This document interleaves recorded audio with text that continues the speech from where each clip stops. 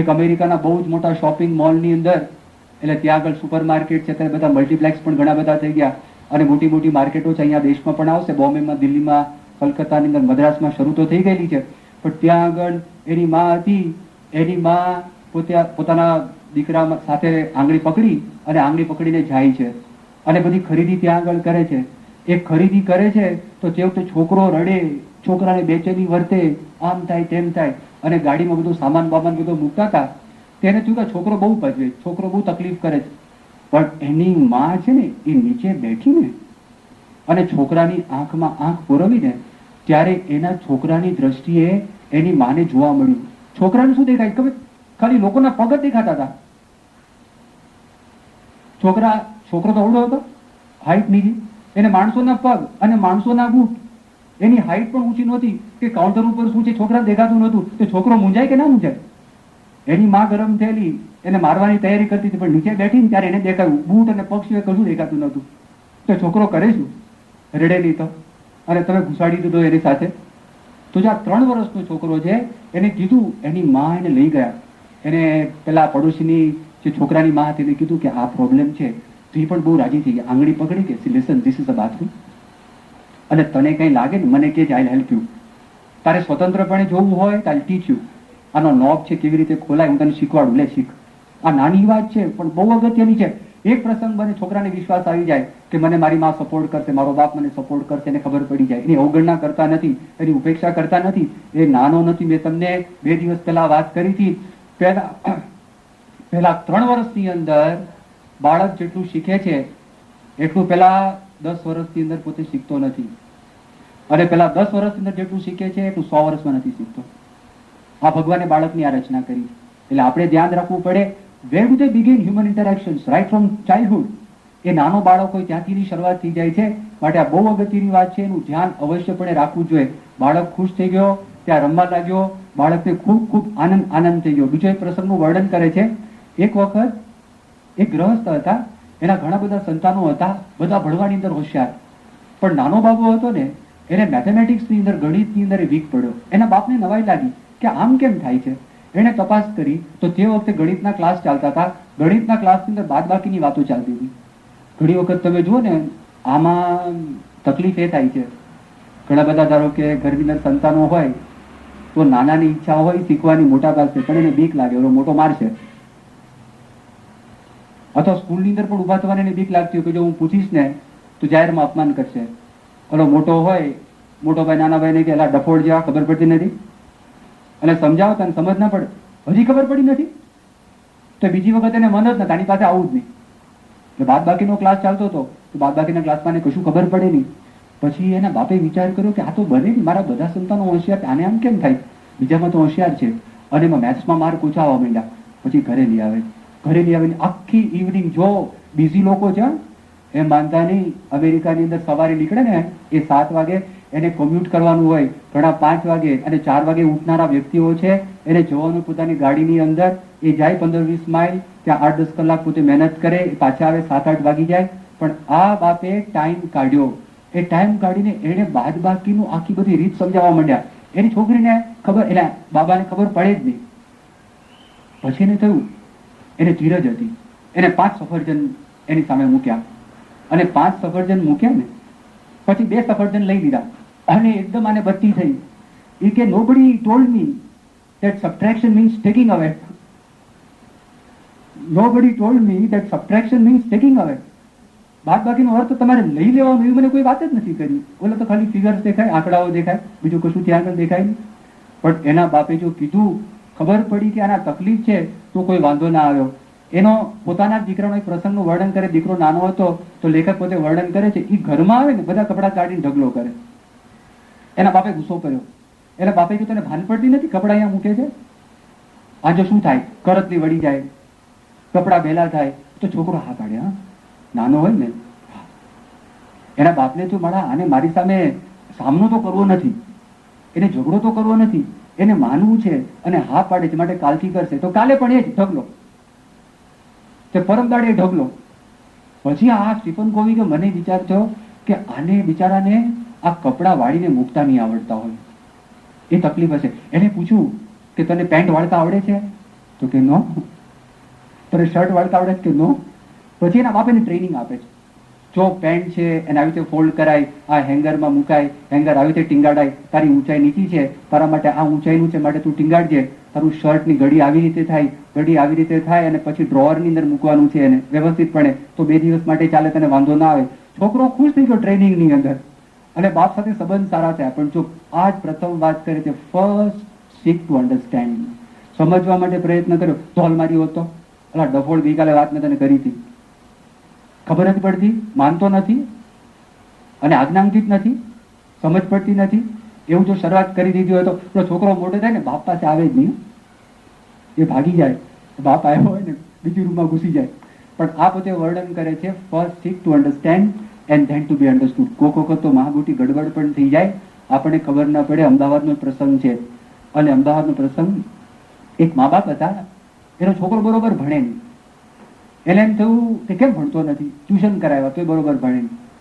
એની માં મોડરેટર, મેથેમેટિક્સના 12મા ધોરણના પેપર પણ પોતે એમાં પણ હતા. એને થયું કે આ છોકરો કેમ ભણતો નથી, એને તકલીફ શું છે.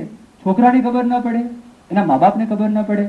પછી કે આ બધો રેડિયાર થઈ ગયો છે, ફરવા વયો જાય છે, આમ થાય છે, તેમ થાય છે, ફલાણું થાય છે, બધું શરૂ થયું. અને એક વખત ખબર પડી, એને ખાલી એક વખત વાત કરી, મને છે ને દેખાવામાં જરા તકલીફ પડે છે. અને ડોક્ટરે તપાસ કરીને એને ડિસ્લેક્સિયા હતું. ડિસ્લેક્સિયા એટલે એક મગજનો રોગ છે. એ મગજના રોગની અંદર તમે જે જોવો છો ને, તમને બધા, ધારો કે ABCDEFG લખ્યું હોય તો આપણને જેમ દેખાય છે ને એવું એને ના દેખાય, એને અક્ષરો બરોબર ના દેખાય. હવે એને વાંચતા જ બરોબર આવડતું ન હોય, એને ચાઇનીઝ જેવું લાગે. આપણને ચાઇનીઝ કેવું લાગે, ખબર તો છે કઈ ચિત્ર્યું છે પણ આપણને દેખાતું નથી, ખબર પડતી નથી. એ છોકરાને ચાઇનીઝ જેવું લાગે, પણ એને આ હતું. અને ખબર પડી તો એના માટે સ્પેશિયલ ક્લાસીસ છે. છોકરો હોશિયાર તો લંડન છે, લંડન ત્યાં આગળ ગયો, એને સ્કોલરશિપ મળે છે. હવે જો પણ એના મા બાપને ખબર હોવી જોઈએ કે એનું કારણ કંઈક છે, આને ભણવાની ઈચ્છા છે, ભણવાની તમન્ના છે, પણ મારામાં કંઈક ગડબડ લાગે છે, એટલા માટે આ થઈ રહ્યું છે, એવું લાગે છે. હવે બાળક પાસે તમારે જો કંઈક કામ કરાવવું હોય તો બાળક પાસે કામ કરાવતા તમે 3 પ્રશ્નો તમારી જાતને પૂછજો છો, અને પછી તમે એને કામ સોંપજો, તો મોટા ભાગે વાંધો નહીં આવે. પહેલો પ્રશ્ન એ છે, તમારામાંથી ઘણા દાદા હશે, એમને ત્યાં બાળકો તો છે નહીં, તો બીજા માટે કામ લાગશે, દીકરાના દીકરા માટે કામ લાગશે, પેલા માટે કામ લાગશે. આ પ્રશ્ન એ છે, પહેલો પ્રશ્ન એવો પૂછો તમારે, should a child do it, should a child do it, આ બાળકે કરવું જોઈએ કે ના કરવું જોઈએ, આ પહેલો પ્રશ્ન પૂછો. બીજો પ્રશ્ન પૂછો, can a child do it, આ બાળક કરી શકશે કે નહીં કરી શકે, એ બીજો પ્રશ્ન પૂછો. ત્રીજો પ્રશ્ન પૂછો, does the child want to do it, એ છોકરાને કરવાની ઈચ્છા છે કે નથી. આ તમે 3 પ્રશ્ન પૂછીને તમે જો વર્તશો ને વાંધો નહીં આવે. ધારો કે એક દ્રષ્ટાંત લઈએ, બાળક નાનો છે, મોટો થાય, તમારી ઈચ્છા છે કે જાતે સંડાસ જાય, એ 10 વર્ષનો જાહેરમાં કરે તો એ કે અમારે જવું જ નથી, તો ના ચાલે. તો should a child do it, આ વેલ્યુ ક્વેશ્ચન છે, મૂલ્યનો છે. ના, એને જવું જ જોઈએ, એના માટેના લાભ છે, એને સ્વતંત્રપણે સંડાસ જવું જ જોઈએ, વ્યવસ્થિત છે. Can a child do it, આ બીજો પ્રશ્ન છે. તો કે હા, એ પણ કરી શકે નહીં, કરી શકતા પહેલા તપાસ કરો, ઓલું કાણું કેવડું છે, એક પગ અહીં પડે, એક પગ નીચે પડે તો મોટી જગ્યા તો હોવી જોઈએ ને, બાળક બિચારો બેસી શકે. આપણે મોટા છીએ, આપણને ખબર નથી, આપણને કઈ વાંધો નથી આવતો. આપણે નાના ટાંટિયા હોય પગ, અને પછી તમે કમ્પેર કરી જો એને કેટલું પોળું થાય છે, એને કેટલી તકલીફ પડે, મુશ્કેલી પડે. તો can a child do it, એના માટે છે આ. અને does the child want to do it, અને બાળક છે, બાળકને ખરેખર કરવું છે, આ ત્રીજી એક વાત છે. તો ત્રીજી વાતની અંદર તમારે એવું કરવું જોઈએ, એને કંઈક મોટિવેશન માટે, ચાલક બળ માટે તમારે કંઈક એને ઇનામ જેવું આપવું જોઈએ, એને કરાવવા માટે. તમને લાગે ને કે આ સારું છે, 2 પ્રકારના ઇનામ છે. તમે એને કંઈક મીઠાઈ આપો, તમે એને કંઈક રમકડું આપો, તમે એને કંઈક બીજું કરો. અને બીજા પ્રકારનું જે છે ને ઇન્ટ્રિન્સિક, તમે એને સમજાવો કે તમે કોઈ પણ કામ સારું કરો ને એ લાભ જ છે, આંતરિક લાભ છે. તમારો જે આત્માનો અવાજ છે થોડોક મોટો થાય પછી એ સમજવા માંડે. તમને નવાઈ લાગે, 10-10 વર્ષના પણ છોકરાઓ જો ખોટું કામ કરે ને એને ખબર પડે છે કે મારાથી ખોટું કામ થઈ ગયું. એ ગાળ બોલી ગયો તો પણ, કે ચોરી કરી ગયો તો પણ એના મનમાં થાય, અને એના મનમાં ખટક્યા કરે. મારા એક મિત્ર હતા 8 વર્ષની ઉંમરના, તો જમરૂખની લારી હતી, એ જમરૂખની લારી ઉપરથી એ ત્યાં માણસ વેચતો હતો, ના મીઠું કરીને હતું, મીઠો એ વેચતો હતો જમરૂખ. અને આ જે છોકરો હતો એને ચોરી કરવાનું મન થયું, પણ ઓલા જ્યારે ગ્રાહકો વધેલા હતા એને પોતે જાતે વર્ણન કર્યું, એને જમરૂખ ઉઠાવીને ભાગ્યો અને ઓલો પાછળ પડ્યો. એને તું કઈ પાછળ પડીશ તો બીજા લોકો લઈ જશે, એને એવું થયું બીજા લોકો લઈ જશે. એ ગયો ને, એને ખાધું, અંતરમાં ડંખ લાગવા લાગ્યો. એને અંતરની અંદર થયું કે મેં કર્યું છે બરાબર નથી. એ વ્યક્તિ એની પાસે ગયો, એને કીધું કે મેં જમરૂખની ચોરી કરી હતી, હું પોતે જ હાલે એકાનાનું હતું કે હા લઈ લે. તો એને ખબર છે આ જેનો રિવોર્ડ છે, આ જેને ખબર. એટલે બાળકને બંને વાત આપણે કરવી પડે, અને બાળક મોટો થાય તો વાંધો ના આવે. બીજો એક પ્રસંગનું વર્ણન કરે છે, ટીનેજરની વાત કરે છે. એક 16 વર્ષની છોકરી, એનું નામ કરેન. હવે એ જયારે 16 વર્ષની થઈ ને, તો તે વખતે ઘરની અંદર એવો પ્રસંગ બન્યો કે ઘરની અંદર એના બાપનું અપમાન કરે, તિરસ્કાર કરે, અને બાપની સામી થાય. એનો સ્વભાવ ચીડિયો થઈ ગયો. ઘણી વખત મા બાપ પણ વર્ણન કરતા હોય ત્યારે 12 વર્ષ સુધીનો બાળક હોય ને ત્યાં સુધી બહુ વાંધો આવે નહીં, પણ એ 13-14 વર્ષનો થવા માંડે ને મા બાપની ફરિયાદ આવવા માંડે. મા બાપ કે આ છોકરો માનતો નથી, છોકરો કયું કરતો નથી, આ છોકરો હવે સામો થાય છે, આ છોકરો બગડી ગયો છે, એને કઈ કઈને થાકી ગયો, કઈ કઈને મરી ગયો, પણ માનતો જ નથી, એટલા માટે તમારી પાસે લાવ્યો છું. બને છે ને, તમારામાંથી લાવ્યા છો કોક જણ અને મૂકેલું છે. એટલે આ પણ આને થવા માંડ્યું, કારણ કે ટીનેજ છે ને તોફાની વર્ષો કહેવાય.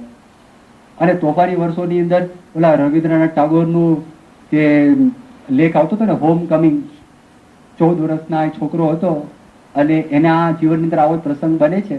એ માંદો પડે છે અને માંદો પડીને પાછો ઘરની અંદર પોતે આવે છે, પછી મરી જાય છે છોકરો. એ ટાગોરે બહુ અદભુત આ એક લેખ લખેલો, હોમ કમિંગ નામનું. એટલે એ વર્ષો એ પ્રકારના. એટલે ઓલી સામી થવા માંડી ને એકદમ. એના બાપે એક વખત વાત કરી, સહન પેલા કર્યું, પછી એક વખત સહન શક્તિની હદ આવી ગઈ.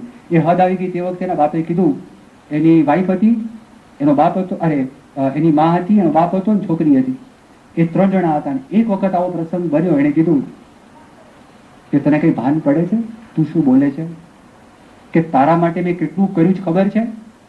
એમ કરીને એના બાપે લિસ્ટ કઢાવ્યું. તારો હમણાં જન્મદિવસ ગયો, એ જન્મદિવસ ધામધૂમપૂર્વક મેં ઉજવ્યો. તને ગાડીની જરૂર હતી, તારા માટે મેં ગાડી લઈ આપી. તારે નવા કપડાની જરૂર હતી, તારા માટે નવા કપડા લઈ આપ્યા. કે ગાડી તો તને મળી, પણ લાયસન્સ મળતું નહોતું. લાયસન્સ મેળવવા માટે મેં તને મહેનત કરી, અને આખું લિસ્ટ હતું ને મા બાપે ગણાવ્યું. આપણે પણ ક્યારેક ક્યારેક આવું બોલી જતા હોઈએ છે ને કે તમારા માટે કરી કરીને મરી ગયો, થાય છે ને, બોલી જતા હોય છે ને. એનો કઈ વાંધો નથી કે ન જ બોલવું એવું પણ નથી, પણ જયારે આવું થયું તો એની દીકરી જવાબ શું આપે છે? આ બધું વર્ણન કર્યું, એની દીકરી કે સો વોટ, તેથી શું એમાં શું છે? અને ઘણા તો બહુ શૂરવીર હોય. 1977ની સાલની અંદર સીટી પટેલનો પ્રસંગ છે. પ્રમુખ સ્વામી જે અમેરિકા ગયેલા અને એક ઘરમાં આવો જ પ્રસંગ બનેલો અને બધા થાકી ગયા હતા. તો સીટી પટેલ પછી ઓલા છોકરાને સમજાવવા માટે ગયા કે પ્રમુખ સ્વામીની સાથે ગયેલા, કે તારી માએ કેટલું બધું કર્યું છે અને કેટલા બધા દુઃખ વેઠેલા છે, અને તને ધવરાયો છે, તારા બધા બાળો ત્યાં સાફ કરેલા છે, તારા માટે મહેનત કરેલી છે અને તને ધવરાયો છે. તો છોકરો શું કહે, અત્યાર સુધીમાં કેટલું દૂધ પાયું, કેટલા લીટર, કેટલી બોટલ થાય, એના પૈસા લઈ લો, બસ જાઓ. સીટી પટેલ કલા તું શું બોલે છે, તને કઈ ભાન પડે છે? હવે આવા પણ હોય કેટલાક. આ છોકરીએ કીધું સો વોટ, તમે કહ્યું તેથી શું? પહેલા બાપુજી કે તારી રૂમમાં વહી ગયા, હમણાં વહી ગયા. અને એકદમ ગરમીમાં વહી ગઈ, અને ગરમીમાં ત્યાં આગળ ગઈ ઘરની અંદર, અને પછી બારણું જોરથી બંધ કર્યું, ભટકાડ્યું. અને આના મગજની અંદર તો એટલી બધી ગરમી ચડી ગઈ, બાપના મનમાં આમ ચાલે અને ફરતારે, અને તું કાને શું કરી દઉં. એને કહી દીધું, હમણાં હું અને તારી માં, એટલે આના વાઈફ, એ બે મળીને નક્કી કરીએ છીએ કે હવે પરિણામમાં શું આવે. એટલે મનમાં નક્કી કરતા કાઢી મૂકવી આને ઘરમાંથી. પણ તે વખતે એને વિચાર થયો, અને વિચાર શું થયો, એ કે આમ અમને ઇન્સલ્ટ કરે છે, અપમાન કરે છે, પણ અમે અમારી છોકરીને સમજવા માટે પ્રયત્ન કર્યો નથી. આ શા માટે આમ કરે છે? અમે તો સમજવા માટે પ્રયત્ન કર્યો જ નથી, આ શા માટે આમ કરે છે? ઓચિંતું આમ કેમ થઈ ગયું? અને પૂછ્યું,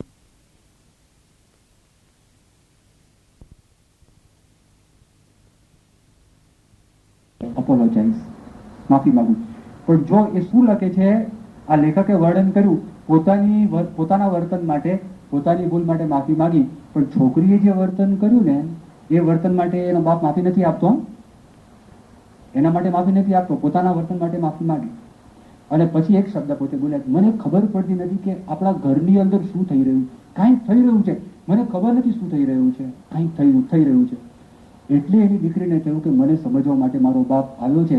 અને એને શરૂઆત કરી કે અત્યારે નવી સ્કૂલમાં હું દાખલ થઈ છું, મને સેટલ થતા એમાં તકલીફો છે, નવા મિત્ર કરતા તકલીફો છે, સારા માર્ક લાવતા તકલીફો છે, નવી ગાડી હું ચલાવું છું, મને બીક લાગે છે કે મારો અકસ્માત થશે કે કેમ. હું પિયાનો છું, સંગીત છે, એના લેસન્સ લઉં છું અને છોકરાઓને શીખવાડું પણ છું, અને હું પાર્ટ ટાઈમ જોબ કરવા માટે પણ જાઉં છું. આ બધું હું કરું છું, પણ મને આ જોબની અંદર પણ બહુ સંતોષ થતો નથી. એ જેવું બોલવા માંડ્યા ને, પહેલી વખત એના બાપે એની છોકરીની પરિસ્થિતિ સાંભળી કે છોકરી કઈ પરિસ્થિતિમાં પસાર થઈ રહી છે. એના બાપે પહેલી જ વખત આ વાત એને કરે છે કે યુ આર ઓવરવેલ્ડ, તું લદાયેલી છું, તું કામથી લદાયેલી છું. એની દીકરી ખુશ થઈ ગઈ કે મારા બાપ મને સમજે છે.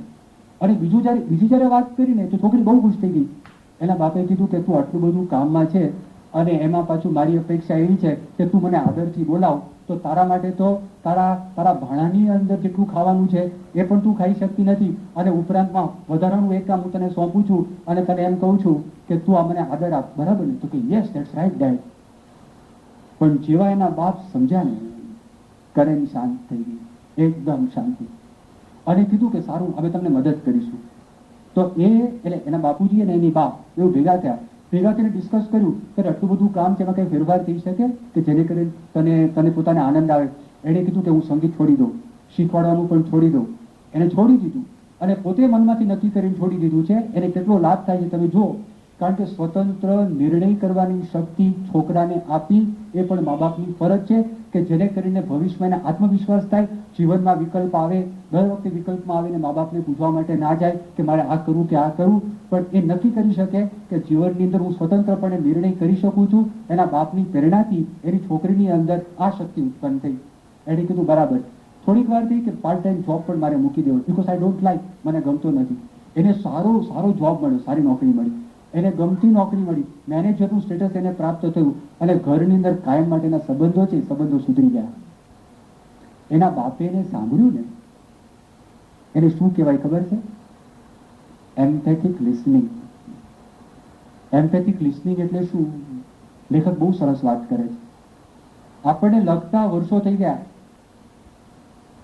આપણને બોલતા વર્ષો થઈ ગયા, આપણે એના માટે વર્ષો લગાડ્યા, લખતા વર્ષો લગાડ્યા, બોલતા વર્ષો લગાડ્યા, પણ સાંભળતા વર્ષો લગાડ્યા છે? આપણને સાંભળતા આવડે છે? લેખક પોતે કહે છે મોટા ભાગે આપણે બોલતા જોઈએ, સાંભળતા નથી. અને જયારે આપણે સાંભળતા હોઈએ છીએ ને તે વખતે બીજાને જવાબ આપવા માટે સાંભળતા હોઈએ છીએ. જયારે આપણે કોઈને સાંભળતા હોઈએ ને પણ મનમાં નક્કી કરતા અને જવાબ શું આપો, એને તો સાંભળતા જ નથી કે આ બોલી રહે પછી આ કેવું, આ બોલી રહે પછી આ કેવું. પણ કમ્યુનિકેશન આમ ન થાય, સાંભળવું પડે. ટેલિફોન તમે કોઈને કર્યો, વોટ ઇઝ કમ્યુનિકેશન? તમે ખાલી બોલ કરો એ કે સાંભળવું પણ પડે, અને સાંભળવું પડે, વ્યવસ્થિત સાંભળવું પડે. એમ્પેથિક લિસનિંગનો બહુ સરસ અર્થ કરે છે. શું અર્થ કરે ખબર? સામેની વ્યક્તિને તમે જયારે સાંભળતા હો ને ત્યારે એને શું ફીલ થાય છે ને, તમે તમારી જાતને એની જગ્યાએ મૂકીને સાંભળો. આવી રીતે સાંભળો. તમે એની જગ્યાએ તમારી જાતને મૂકો, એક વખત તમારી જાતને ભૂલી જાઓ કે ભલે એ નાનો હોય, ભલે મોટી ઉંમરનો, એને શું લાગે છે, એને દુઃખ થાય. તમારા મનમાં એમ કે આટલી વાતમાં શું દુઃખી થાય, ભલે તમને લાગે, એને દુઃખ લાગે. જુઓ તમે, આ એમ્પેથિક લિસનિંગ છે. જો માણસ એ કરવા માંડે તો જીવનના ઘણા બધા પ્રશ્નો છે, ઘણા બધા પ્રશ્નોનું નિરાકરણ થઈ જાય. એ પોતે આ વાત કરે છે. તમે જુઓ બીજે બધે ઠેકાણે પણ, આ તો મેં તમને કુટુંબોની વાત કરી, પણ અનસમજણથી બીજા બધા વ્યવહારમાં પણ ઘણા બધા પ્રશ્નો થતા હોય છે. અનસમજણથી શું, તમે જાણવા માટે પ્રયત્ન ના કર્યો હોય. એક વખત એવો પ્રસંગ થયો, 1976ની સાલમાં અમે વિદ્યાનગર હતા, અને વિદ્યાનગરની અંદર આંતરરાષ્ટ્રીય યુવક અધિવેશન હતું. અને એ અધિવેશનનો પ્રથમ દિવસે સવારના પોરમાં 5:30-6 વાગે વિદ્યાનગરમાં આપણું છાત્રાલય છે, એ છાત્રાલયમાં એ બ્લોક કે જૂનામાં જૂનો બ્લોક છે એની નીચે લોબી છે. તે લોબીની અંદર તમે ત્યાં ઊભા હતા તો સામેથી હરિપ્રકાશ સ્વામી, એની સાથે જોડના સાધુ અને બીજા બે વ્યક્તિ છે ને આવતા હતા, અને હરિપ્રકાશ સ્વામીના કપાળની અંદર ઓલા જોન્સન એન્ડ જોન્સનની ટેપ એમને માથા ઉપર વાગેલું, અને મોટી ટેપ હતી અને લોહી પણ નીકળેલું, એ બધા ડાઘા હતા. અમે જ્યાં ઊભા હતા ને, અમારી સાથે જે યુવાનોના કાર્યકર્તા હતા, નેતા, એ પણ ઊભા હતા. અને હરિપ્રકાશ સ્વામી હતા, એની જોડ પણ હતી, અને સાથે ત્રીજો પણ માણસ ત્યાં આગળ હતો. એ ત્રીજો જે માણસ હતો ને, એને જેવો જોયો એ ડ્રાઈવર હતો, રિક્ષાનો ડ્રાઈવર હતો. અને આ લોકો રિક્ષામાં આવતા હતા, અને જઈને જેવું જોયું અને સંતોને વાગેલું, એટલે એને ડ્રાઈવરને જે ખખડાવવા માંડ્યો, એટલો બધો ગુસ્સો હતો, એટલો બધો ગુસ્સો હતો, ભાન પડતી નથી, અક્કલ વગરનો છું, ડફોડ માણસ છું, ચલાવતા નથી આવડતું, સંતોને તું લઈને જાય, તને કઈ ભાન પડે છે કે નથી ભાન પડતું, તારા પર વિશ્વાસ રાખીને આમ કરું તેમ કરું, ચાલુ ચાલુ ચાલુ ચાલુ, કેમ બોલતો નથી કાંઈ? જયારે શાંત થયા ને ત્યારે કીધું કે હું ચલાવતો જ નહોતો, રિક્ષા ચલાવતો જ નહોતો. અરે પહેલાથી કેવું જોઈએ, પણ તમે બોલવા દો તો ને, તમે બોલવા દો તો ને, વચ્ચે કંઈક માર્ગ આવે તો, વચ્ચે કશું આવ્યું જ નથી. એક રાજધાની એક્સપ્રેસ કે શતાબ્દી એક્સપ્રેસ જતી હોય ધમધમાટ કરતી, એમ કરીને તમે વચ્ચે કરો છો. પણ જો સમજવું પડે, ઘણી વખત ગડબડ થાય. આપણે અહીંયા આગળ કદાચ દીપુભા બેઠા હશે સભાની અંદર, હવે એ દીપુભા ભૂલ રાજુલાના, ભગવાન સ્વામિનારાયણ દ્વિશતાબ્દીઓ કેવી ભૂલ થાય છે. આપણે વાત કરતા હોય, સમજતા હોય, વાત કહેતા હોય તો પણ આપણાથી ભૂલ થઈ જતી હોય છે. કારણ કે આ પ્રાથમિક સિદ્ધાંત છે, એ સિદ્ધાંતનું જો બરોબર ધ્યાન ન રાખે તો ગડબડ થઈ જતી હોય છે. એ આવ્યા અને ભગવાન સ્વામિનારાયણ દ્વિશતાબ્દી મહોત્સવમાં પોતાનું બધું, મોટી ગેરેજ હતી, છોડી દીધું અને છોડીને સેવા કરવા માટે આવી ગયા. સંપૂર્ણ સેવા, સેવા સિવાય કશું જ નહીં, કોઈ પણ નિઃશુલ્ક સેવા, કશું લેવાનું નહીં. એની ઉંમર મોટી થઈ ગઈ એવું પણ નહોતું. અક્ષરધામ બનાવ્યું, એમાં પણ બહુ સેવા કરી, અને ઘણા બધા વર્ષોથી ગેમ્સનું ડિપાર્ટમેન્ટ છે, ડિપાર્ટમેન્ટમાં પોતે સેવા કરે, અત્યારે પણ પોતે સેવા કરે. પણ છેલ્લા વર્ષથી એમના શરીરની અંદર કંઈ ગડબડ શરૂ થઈ, અને એ ગડબડ કઈ, એ આમ ચાલે તો પગ ઘસડાઈને ચાલે, પછી આમ બેધ્યાન થઈ જાય, એનો હાથ અધ્ધર જ રહે. એટલે ઘણી વખત બધા જે સ્વયંસેવકો છે ને કે દીપુભા તમારો હાથ નીચે કરો, તમે ઘસડી ન ચાલો, સીધા ચાલો.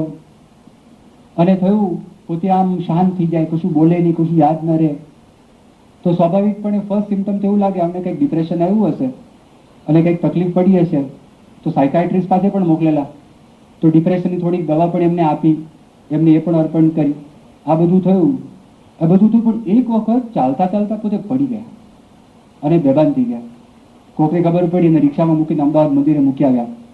પછી આમ ઓચિંતા પડી ગયા તો તરત ડૉક્ટરને અનુમાન થયું કે ભાઈ આમાં છે ને કંઈ મગજની અંદર, બ્રેઇનમાં કાં તો સોજો, કાં તો ટ્યુમર કે કંઈક હોવું જોઈએ, કંઈ ગાંઠ હોવી જોઈએ, નહીં આવું બને નહીં નોર્મલી. કાં તો એકદમ બીજું કંઈ કન્ડિશન હોય, બીપી આગુ પાછું થયું તો થાય, બાકી આવું થાય નહીં. અને તપાસ કરીને સીટી સ્કેન કરાવ્યું, ખબર પડી કે કંઈક છે, ગડબડ છે અહીંયા આગળ. એનું ઓપરેશન કરાવ્યું ન્યુરો સર્જન પાસે, અને જેવું એ કરાવ્યું અને કરાવીને બહાર કાઢ્યું, સ્પેશિયલ ટ્યુબ અંદર નાખી અને હાલતા ચાલતા થઈ ગયા, પ્રફુલ્લિત થઈ ગયા, વાતચીત થઈ ગઈ. પણ હવે ખબર નહોતું, તો આપણા મનની અંદર એમ થાય કે આને કોઈ ડિપ્રેશન હશે, કોઈ તકલીફ હશે, કંઈ મૂંઝવણ હશે, આ ડૉક્ટર પાસે મોકલો. ખોટી ખોટી દવાઓ પણ કેટલીક થઈ જાય. ઘણી વખત જ્યાં સુધી આપણે જાણતા ન હોય તો અજાણતાની અંદર કેટલીક નિર્દોષ ભૂલો છે, એ નિર્દોષ ભૂલો પણ આપણે કરી બેસતા હોઈએ છીએ. ઘણી વખત એવું થાય કે ચલો આપણે બીજાને સમજવા માટે પ્રયત્ન કરીએ, તો સમજવા માટે જ્યારે આપણે પ્રયત્ન કરીએ ને, તો તે વખતે શું, મેં 2-3 દિવસથી પેલી બધી વાતો ચાલે છે, ઇમોશનલ બેંક અકાઉન્ટની વાત ચાલે છે. લાગણીઓનો બેંક અકાઉન્ટ, પૈસાનો જેમ બેંક અકાઉન્ટ છે એમ લાગણીઓનો પણ બેંક અકાઉન્ટ છે. એની બધી હું તમને વાતચીત કરતો હતો કે આપણે અમુક ઇન્વેસ્ટ કરીએ, રોકાણ કરીએ તો પૈસા વધે, એમ લાગણીઓ છે એ વધે. કેવી રીતે? આપણે કંઈક કરવું પડે ને. તો કેવી રીતે થાય? એમાં એક પતિ પત્નીનું દ્રષ્ટાંત આપે. એ લોકોના લગ્ન થયા. આ તો અમેરિકામાં પ્રથા, આપણે આવી પ્રથા નથી. અમેરિકાની અંદર પ્રથા, પરદેશમાં પ્રથા છે, તમારે કેવું પડે આઈ લવ યુ, મોઢેથી બોલવું પડે. આમ એમને એમની ત્યાંની પ્રથા, હું ત્યાંની પ્રથાની વાત કરું કે બોલવું પડે આઈ લવ યુ. તો જે ધણી હતો ને, એ અવારનવાર પોતાની પત્નીને કે આઈ લવ યુ. પત્ની રાજી થાય. આ ઇમોશનલ બેંકની અંદર ડિપોઝિટ થયું, રોકાણ વધતું ગયું. ખરેખર તમે કોઈની પ્રશંસા કરો તો વધે, તે વધતું ગયું. પછી અવારનવાર ગુલાબનું ફૂલ આવે સરસ મજાનું અને પત્નીને આપે, તો એ પણ થાય. પણ પત્ની કે નહીં ને પત્નીના મગજની અંદર એક વિચાર અંતરમાં આવ્યા જ કરે એ કે બધી વાત તો બરોબર છે, પણ ઘરની અંદર કંઈક તૂટી ગયું હોય તો રિપેર કરવામાં, પછી ઘર પેઇન્ટ કરવાની અંદર, પડદાઓ સરખા કરવાની અંદર, એમાં મારા પતિ મને બહુ મદદરૂપ થતા નથી. એ મનમાં થયા કરે અને એના મનમાં ગડબડ થયા કરે. પતિ પત્નીને એમ થાય કે આ બધું પ્રયત્ન કરું છું, વર્ષો થઈ ગયા લગ્નની અંદર, પણ કેમ ગડબડ થાય. એક વખત બંને બેઠા હતા અને બેઠા હતા ને તે વખતે એની પત્ની છે એ પત્ની એના પૂર્વાશ્રમ એટલે એના બાપની બધી સ્તુતિ કરવા લાગ્યા. તે સ્તુતિ શું કરતા હતા કે હું ઘરમાં રહેતી હતી અને મારા જે બાપુજી હતા ને એ મારા બાપુજી મારી બાને ઘરની અંદર રિપેર કામમાં મદદ કરતા હતા, પેઇન્ટિંગમાં મદદ કરતા હતા, પડદા બાંધવામાં મદદ કરતા હતા. હવે જો એની જયારે વાત કરવા માંડી તે વખતે પ્રથમ વખત એને ખ્યાલ આવ્યો કે એને શું ખ્યાલ આવ્યો, ઓહો મારા માટે તો ઇમોશનલ બેંકમાં ડિપોઝિટ આ છે કે મારો ધણી મને આવી રીતે મદદ કરે તો જ, પણ મારા ધણીને ક્યાં ખબર છે કે હું આ સંસ્કાર લઈને આવી છું. હવે અગત્યનું કેમ થયું ખબર છે, લગ્ન થાય તો લગ્નમાં છોકરી તો જાય સાસરે, તે જુદો ઉછેરથી આવી છે, એના મગજની અંદર ઇમોશનલ બેંક અકાઉન્ટમાં ડિપોઝિટ જુદું હોય અને જે ઘરમાં રહેતી હોય ત્યાં જુદું હોય અને ધણી આપ જ કર્યા કરે. ઓલા લાગે જ નહીં, કશું લાગે જ નહીં. એને ખબર તો પડવી જોઈએ કે આ શું છે, સામેની વ્યક્તિને શું છે. પછી એને ખબર પડી ને ત્યારે એની પત્નીને પણ કહ્યું કે મારી આ ભૂલ છે, હું તો નવા ઘરમાં આવેલી છું, તો નવા ઘર પ્રમાણે એના મતે તો ગુલાબનું ફૂલ આપવું મોટી વાત છે, એના મતે આઈ લવ યુ એમ કેવું બહુ મોટી વાત છે, એના મતે તો બહુ મોટી વાત કહેવાય, માટે આ ખરેખર છે. અને પછી એના ધણીને ખબર પડી તો ધણી ઘરમાં મદદ કરવા લાગ્યો કે આ વસ્તુ છે, પણ આ બહુ અગત્યની વસ્તુ છે, આ છે ને જરૂરની વસ્તુ. સામેની વ્યક્તિ માટે લાગણીમાં વધારો એ કેવી રીતે થાય. આ સ્ટીફન કોવીની દીકરીની વાત કરે છે તો દીકરીએ એક વખત એનું નામ મારિયા અને એનો જે ધણી હતો એને થયું કે મારે આ લાગણીના બેંક એકાઉન્ટમાં વધારો થાય તો મારા ધણીને મારે સરપ્રાઈઝ બર્થડે પાર્ટી આપી. મારા ધણીને ખબર ન હોય, એને બધા મહેમાનોને બોલાવી દીધા અને સરપ્રાઈઝ કાર્યક્રમ બધો ધામધૂમપૂર્વક બધું ગોઠવ્યું. એના ધણીને ના ગમ્યું. એના ધણીએ કીધું કે આ નાની વસ્તુ માટે આટલો બધો ફર્સ્ટ એના માટે કરો છો અને હી હેટેડ ઇટ, એટલે કે મને સરપ્રાઈઝ પાર્ટી ગમતી જ નથી. તો તે વખતે આની દીકરી કહે છે કે I learn the hard way કે સામેની વ્યક્તિના બેંક અકાઉન્ટની અંદર લાગણીનો વધારો કરતા પહેલા તમારે સામેની વ્યક્તિને એ બરોબર જાણવા પડે. યોગીજી મહારાજ એક દ્રષ્ટાંત આપતા, એક વખત એક કાઠી હતા અને કાઠી બિચારા એને ત્યાં આગળ ખાવાનું છે ને 2-3 દિવસથી ખાધું નહોતું એટલે દુષ્કાળ હતા અને ગરીબ હતા, પણ નોકર રાખે કારણ કે દરબાર કહેવાય અને મોઢામાંથી કશું બોલાય નહીં અને 2 દિવસના ભૂખ્યા હતા અને એના ઘરે મહેમાન આવ્યા અને મહેમાન આવે, મહેમાનની આસપાસ ફક્ત મહેમાનને તો બતાવવું પણ ન જોઈએ કે આપણે ભૂખ્યા તરસ્યા છે, આપણને કંઈ થાય છે એવું તો બતાવાય પણ નહીં. એટલે મહેમાન આવ્યા તો પછી આ દરબારે કીધું, એને ખિસ્સામાંથી કંઈક રૂપિયો કે એવું કાઢ્યું અને કુજા બજારમાંથી પાન લઈ આવજે અને સરસ મજાની થાળીમાં તું લાવજે. ઓલો નોકર હતો ને, નોકરે મનમાં વિચાર કર્યો કે મારા ધણી એ બિચારા 2 દિવસથી ભૂખ્યા છે, તે પાનમાં પેટ શું ભરાય, એના કરતા બાટી લઈ આવું. તેને ઘઉંની બાટી તૈયાર કરી, તે બાટી તૈયાર કરી અને ત્યાં આગળ દરબારમાં આવ્યા અને દરબારમાં આવીને એકદમ ભોળા ભાવે નોકરે ઓલાને કીધું દરબારને કે બાપુ તમે તો પાન લાવવાનું કીધું હતું, પણ તમે 2 દિવસથી ભૂખ્યા છો તો હું પાનને બદલે તમારા માટે બાટી લાવ્યો. ત્યાં લાગણીના બેંક અકાઉન્ટમાં ડિપોઝિટ થાય કે માર પડે? તો સામેની વ્યક્તિને આપણે સમજવા પડે કે ન સમજવા પડે એ આપણને ખ્યાલ આવવો જોઈએ. ભગવાનને સંતને એ સહજ છે, ગુણાતીત સંતને સહજ છે. આજે જો કે યોગીજી મહારાજ કે શાસ્ત્રીજી મહારાજ કે ભગવાન સ્વામિનારાયણના વખતમાં તમે જો એ કોઈ પણ વ્યક્તિના પરિચયમાં આવતા ને એને આપોઆપ ઓળખી જતા અને પછી કંઈ પણ કરતા તો લાગણીઓના બેંક અકાઉન્ટમાં હંમેશા જમા રહ્યા જ કરે. એ ફૂલ ને ફૂલ હોય, કોઈ દિવસમાં ઘટાડો થાય જ નહીં, કોઈ દિવસ લાગણીનો ચેક બાઉન્સ થાય જ નહીં. એ વ્યવસ્થિતપણે હોય જ, એકદમ વ્યવસ્થિત. યોગીજી મહારાજ એક પ્રસંગ છે. યોગીજી મહારાજ એકવાર વિદ્યાનગર ગયેલા, આ છાત્રાલયની જ વાત છે અને છાત્રાલયમાં એક નવા વિદ્યાર્થી, એ કઈ સત્સંગી નહીં, રાજેન્દ્ર આચાર્ય 30 નંબરના રૂમમાં પોતે રહે. યોગીજી મહારાજ છે ને એ ત્યાં આગળ આવ્યા તો કેટલાક સત્સંગી છોકરાઓ હતા ને, સત્સંગી છોકરાના મનમાં એમ થયું કે યોગીજી મહારાજ આવ્યા છે તો દરેક રૂમમાં આપણે પધરામણી કરાવીએ. તો તે વખતે રાજેન્દ્ર આચાર્ય એ 30 નંબરની રૂમમાં હતા અને એ પોતે પૂજા કરતા હતા. પૂજામાં રામની મૂર્તિ, કૃષ્ણની મૂર્તિ, હનુમાનની મૂર્તિ, ગણપતિની મૂર્તિ, માતાજીની મૂર્તિ, બધાની મૂર્તિ, એમની પૂજા મોટી. 33 કરોડ દેવને સમાવાય તો નહીં, પણ જેટલાને સમાવાય, અને બહુ આનંદી વ્યક્તિ એકદમ, તે બધાને મૂકેલા. તો બીજા બે છોકરાઓ સત્સંગે તેને કીધું કે બધા મૂક્યા છે તો સ્વામિનારાયણ ભગવાનની પણ મૂર્તિ મૂકને અંદર વચ્ચે, કંઈક મૂક તો કરા, એની અંદર કંઈક ગમે તે ગોઠવણ કર. તો હાજર જવાબી બહુ. એને કીધું જો સ્વામિનારાયણ ભગવાનને તમે સિંહાસનમાં પધરાવ્યા છે, બાકીના મેં અહીંયા પધરાવ્યા છે. પણ એમને ખબર પડી કે યોગીજી મહારાજ પધરામણીમાં આવે છે. એને ગણતરી કેવી કરી કે યોગીજી મહારાજ પહેલી રૂમથી શરૂ કરશે, એટલે ઉપરથી 15, 16, 17, 18 રૂમથી શરૂ કરશે, અને મારે અહીંયા રૂમમાં આવશે ત્યાં સુધી મારી પૂજા પતી જશે. પણ થયું એવું કે યોગીજી મહારાજે પહેલી રૂમમાં પધરામણી કરી અને આપોઆપ યોગીજી મહારાજ એવું બોલ્યા, યોગીજી મહારાજ કે આપણે છેલ્લી રૂમમાં જઈએ, કોઈના કીધા સિવાય આવશે દ્રષ્ટા પુરુષ. આ તો એમને ખબર પણ છે ભવિષ્યમાં શું થવાનું છે, તો સીધા ત્યાં આગળ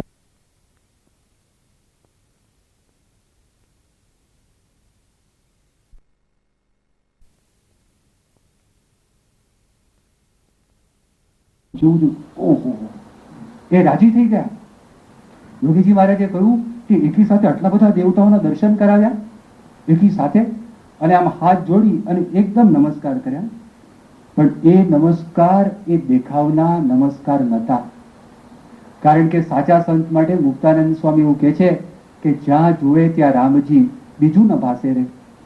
જેને આત્મા પરમાત્માનો સાક્ષાત્કાર છે, આપણા મતે ભેદભાવ છે, આપણા મતે ડિવિઝન છે, જેની આત્મદ્રષ્ટિ થયેલી છે, જેની બ્રહ્મદ્રષ્ટિ થયેલી છે, જેને પરમાત્માનો સાક્ષાત્કાર થયેલો છે, એને વ્યવહારની અંદર સાધકને આગળ વધારવા માટે એના જીવનની અંદર ભેદભાવ દેખાડે તો જ એ વ્યક્તિ આગળ વધી શકે, બાકી ન વધી શકે. એક સાધે સબ સદે, સબ સાધે સબ જાય. પણ આગળ વધી ગયા એને વાંધો ના આવે, એને ખબર પડી કે આ કઈ વસ્તુ છે, એના મતે ભેદભાવ નથી, એમાં ભગવાન હંમેશા પ્રગટ છે, એમાં એને પોતે કામકાજ કરતા હોય. એને એટલો બધો ગુણ આવ્યો, એને થયું કે આ પુરુષને કોઈ ભેદભાવ નથી. વર્તમાન ધારણ કર્યા, કંઠી પહેરી, વર્તમાન ધારણ કર્યા, કંઠી પહેરી. તમને નવાઈ લાગે કે યોગીજી મહારાજ ધામમાં ગયા પછી એ વ્યક્તિ સાધુ થયા. એનું નામ નરેન્દ્ર પ્રસાદ સ્વામી, અને આચાર્ય સ્વામીના હુલામણા નામથી બધા એને ઓળખે છે. અને એકદમ રઘુજી છે, પોતે લેક્ચરર હતા, ઝુઓલોજીના પ્રોફેસર હતા વિદ્યાનગરની અંદર, અને આફ્રિકાથી પોતે આવેલા. એ બધાનો ત્યાગ કરીને ત્યાં આગળ આવી ગયા. પણ મારું કહેવાનું શું છે કે મોટા પુરુષને ખબર પડતી હોય છે. એક વખત મુંબઈનો પ્રસંગ છે, મુંબઈના પ્રસંગમાં એમાં એવું થયેલું કે ત્યાં આગળ મોહન સ્વામી અને ડોક્ટર સ્વામી આ બે સંતો હતા. અને એ બે સંતો, એની પાસે જુવાન છોકરો આવ્યો, અને જુવાન છોકરા આવીને વાતની શરૂઆત કરી. સંતોએ પેલા ડોક્ટર સ્વામી પૂછ્યું કે તમારું નામ શું? સારું. તમે ક્યાંથી આવો છો? બરોબર છે. મારે પ્રશ્ન છે. કે શું પ્રશ્ન છે? ભગવાનનું અસ્તિત્વ છે? ડોક્ટર સ્વામી કે છે. એની સાબિતી શું? ડોક્ટર સ્વામી સમજાવવા લાગ્યા કે એનું આમ છે, આમ છે, આમ છે. એના મગજમાં બેસે નહીં. એ ગમે ત્યારે તરત ડોક્ટર સ્વામી કરે, સામે પ્રતિકર કાપે. ડોક્ટર સ્વામીને તું કે આ કઈ સમજતો લાગતો નથી, એક કામ કરીએ, ભલે વાંધો નહીં. મોહન સ્વામીને, ડોક્ટર સ્વામી તો ડોક્ટર હતા, મેડિકલ રીતે સમજાવતા હતા. મોહન સ્વામી બીજા સાયન્સના ગ્રેજ્યુએટ હતા, તો મોહન સ્વામી પાસે મોકલ્યા. તો મોહન સ્વામીની પાસે બેઠો અને શરૂ થયું, નામ ટામ આ છે તે છે, ભગવાનનું પ્રૂફ શું છે સમજાવવા માટે પ્રયત્ન કર્યો, પણ નક્કી કરીને આવેલો હતો. અને તર્ક છે ને, તર્ક સર્કલ જેવું છે, વર્તુળ. વર્તુળનો કોઈ છેડો ખરો? કોઈ છેડો જ નથી. એમ તર્કનો કોઈ છેડો ખરો? એ તર્ક બે દાળી તલવાર છે, આમ જાય તો એક આપે ને આમ જાય તો એક આપે. તો માણસે સમજવું પડે કે તર્કથી આગળની કંઈક વસ્તુ છે એનો ખ્યાલ આવવો જોઈએ, પણ ઓલાને મગજમાં બેસે નહીં. યોગીજી મહારાજ રૂમમાં હતા. યોગીજી મહારાજ બહાર આવ્યા અને છોકરો મળ્યો. યોગીજી મહારાજ સીધા આવ્યા ને, છોકરાને જોઈને આમ થાપો માર્યો છે. અને યોગીજી મહારાજ કે જાઓ, ફર્સ્ટમાં પાસ થઈ જશો. છોકરો ખુશ થઈ ગયો. એને કાંઈ ભગવાનની પડી નહોતી. એ પરીક્ષામાં પહેલા નંબરે પાસ થઈને આશીર્વાદ લેવા આવેલો, અને એને એટલું જોતું હતું, બીજું કશું જોતું નહોતું.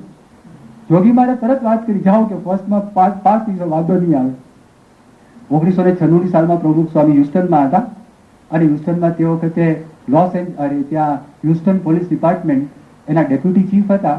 એ ડેપ્યુટી ચીફ પોતે એરપોર્ટ ઉપરથી પ્રમુખ સ્વામીને એસ્કોર્ટ કરતા કરતા મંદિર સુધી આવેલા.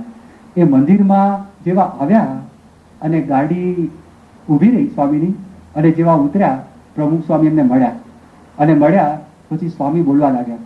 સ્વામી કે તમે સાહેબને કોઈ એનું સ્વાસ્થ્ય સારું રહે એના માટે અમે ભગવાનને પ્રાર્થના કરીએ છીએ. એના કુટુંબ છે, કુટુંબમાં સંપ રહે અને કુટુંબમાં શાંતિ રહે એના માટે પ્રાર્થના કરીએ છીએ. પછી સાહેબ ખૂબ આગળ વધે એના માટે પ્રાર્થના કરીએ છીએ. એના સંતાનો છે, સંતાનો પણ આગળ વધે અને એને ખૂબ યશ પણ પ્રાપ્ત થાય. બાપા ઘણું બધું બોલ્યા અને હું ટ્રાન્સલેટ કરતો હતો. ને ટ્રાન્સલેટ થઈ ગયું, સ્વામી સાંભળતા હતા. હું બધું બોલી લીધો. એનું નામ HP કોન્થરેરાસ, અને એ વ્યક્તિ સાંભળતા હતા. પછી એક વાતનું અનુવાદ કરવાનું ભૂલી ગયો, અને એ કયું હતું, સ્વામી મને એમ કે તમે એમને કહો કે યશ મળે.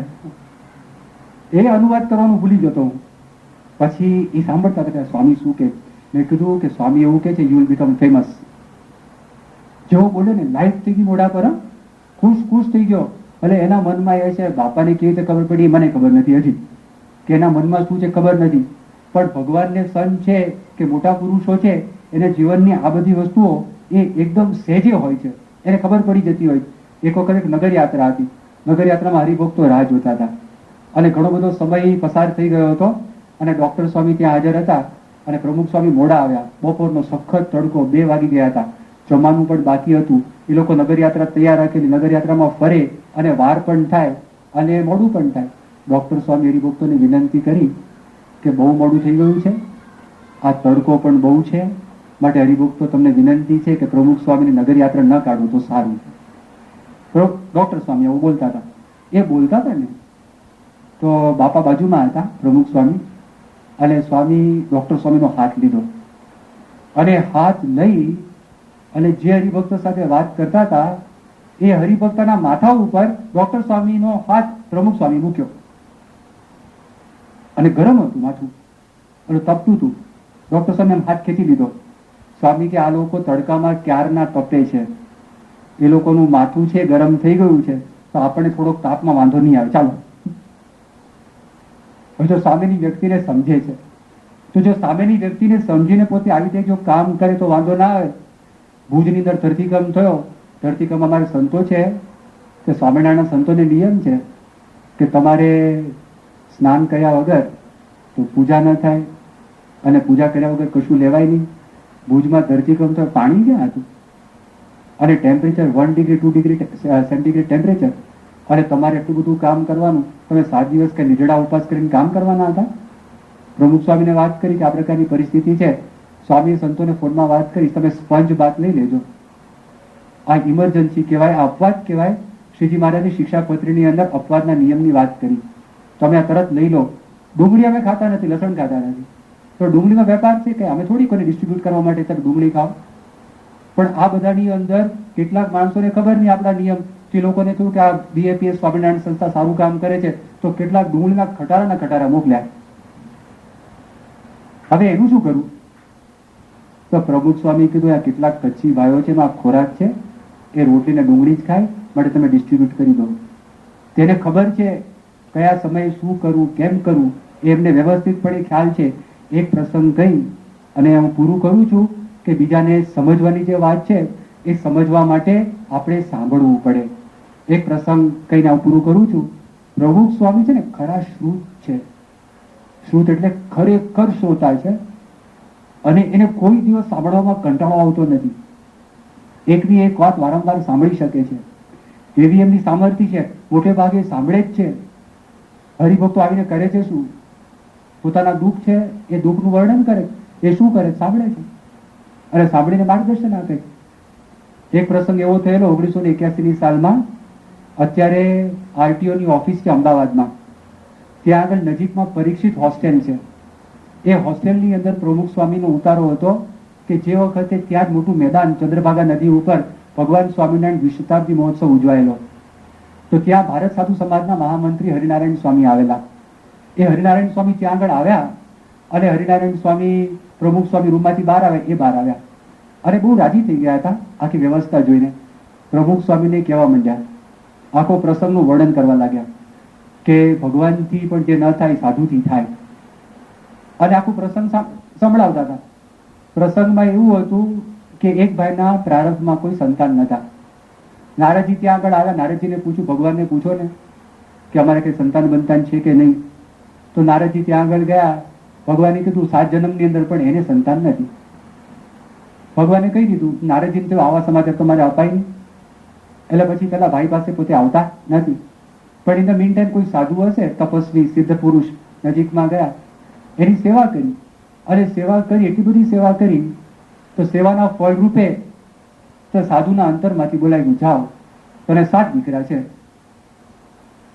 તે 7 જન્મમાં નતા અને 7 દીકરા થયા. તો નારદજી તો આવ્યા નતા.